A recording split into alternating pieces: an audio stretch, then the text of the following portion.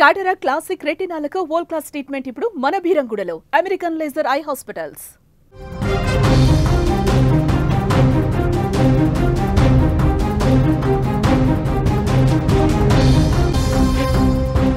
అమెరికాలో కీలక పరిణామం చోటు చేసుకుంది. ట్రంప్ ప్రభుత్వానికి నిధులను సమకూర్చే బిల్లుకు అడ్డంకులు ఏర్పడ్డాయి. దీంతో సంక్షోభం ఏర్పడింది. అగ్రరాజ్యం షట్ డౌన్కి వెళ్ళింది. భారత కాలమానం ప్రకారం బుధవారం ఉదయం 9:30 నుంచి షట్ డౌన్ ప్రక్రియ ప్రారంభమైంది. అమెరికాలో సెప్టెంబర్ 30 నాటికి ప్రభుత్వాన్ని నడపటానికి నిధులు మంజూరు చేయడంలో యుఎస్ కాంగ్రెస్ విఫలమైనప్పుడు ప్రభుత్వం షట్ డౌన్ జరుగుతుంది. యుఎస్ రాజ్యాంగం ప్రకారం ప్రభుత్వ విభాగాలు కార్యక్రమాలకు నిధులు సమకూర్చడానికి కాంగ్రెస్ ప్రతి ఏడాది ఒక బిల్లును ఆమోదించాలి. ఈ బిల్లుని ఆమోదించకపోతే ప్రభుత్వానికి చట్టబద్ధంగా ఖర్చు చేయడానికి అధికారం లభించదు. దీని ఫలితంగా వేలాది మంది ఫెడరల్ ఉద్యోగులను జీతం లేకుండా సెలవుపై పంపిస్తారు. అనేక మంది ఇతర ఉద్యోగులు జీతం లేకుండానే పనిచేయవలసి వస్తుంది. సైనిక అధికారులు, రిజర్వ్ దళాలు పనికి రిపోర్టు చేస్తూనే ఉంటారని, కానీ వారికి ప్రస్తుతానికి జీతం అందదని రక్షణ శాఖ స్పష్టంగా పేర్కొంది. 1980 నుంచి ఇప్పటి వరకు అమెరికాలో 14 షట్ డౌన్లు జరిగాయని ఒక నివేదిక తెలిపింది. 2018-19లో ట్రంప్ పదవీ కాలంలో 35 రోజుల పాటు షట్ డౌన్ కొనసాగింది. అమెరికాలో అత్యధికంగా కొనసాగిన షట్ డౌన్లో ఇదే రికార్డు సమయం అని చెప్పాలి.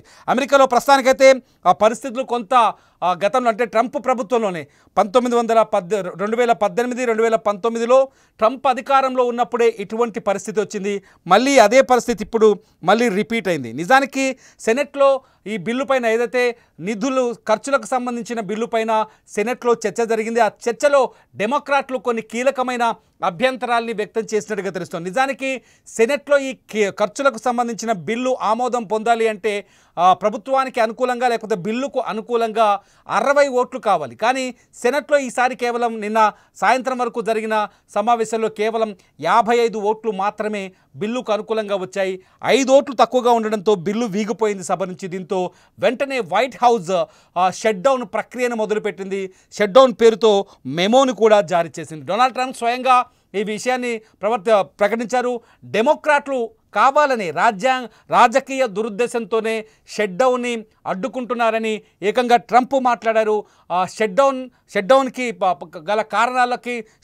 గల కారణం డెమోక్రాట్లని, డెమోక్రాట్ల రాజకీయ ప్రయోజనాల కోసం, డెమోక్రాట్లు రాజకీయ దెబ్బతీయడం కోసమే ఇటువంటి పని చేస్తున్నారని, ఇది ప్రజలకి ఇబ్బంది కలిగించే ప్రక్రియ, ఈ ప్రక్రియకు కారకులు డెమోక్రాట్లు అంటూ రిపబ్లికన్లు ఆరోపిస్తున్న తరుణంలో డొనాల్డ్ ట్రంప్ నిన్న షట్ డౌన్ ప్రక్రియ పైన కూడా మాట్లాడారు. ఒకసారి ఆయన మాటలేంటో, ట్రంప్ వ్యాఖ్యలు, ఆయన ఏం మాట్లాడారు ఒకసారి మనం కూడా విందాం.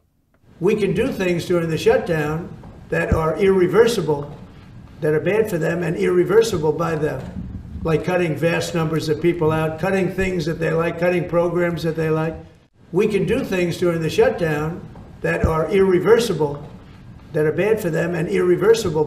కానీ డెమోక్రాట్లు ట్రంప్ ప్రభుత్వాన్ని, రిపబ్లికన్ల వాయిస్ని పూర్తిగా వ్యతిరేకిస్తున్నారు.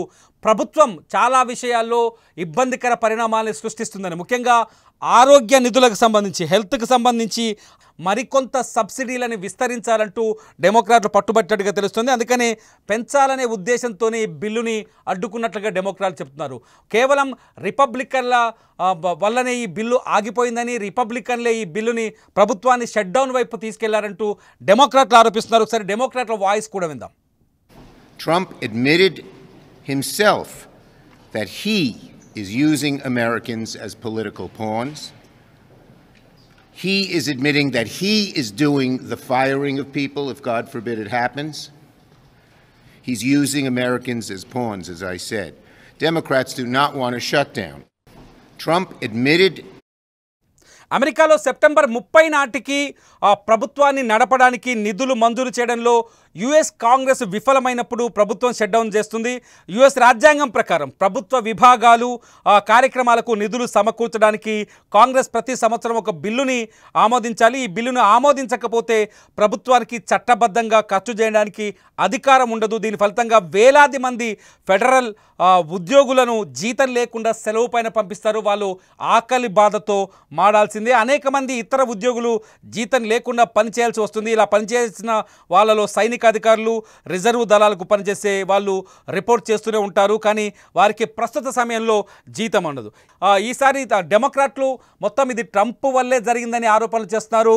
తాజాగా ఈ పరిణామాలపై డెమోక్రాట్ నాయకుడు చక్ షమేర్ రిపబ్లికన్ పార్టీపై మాటల దాడి చేశారు.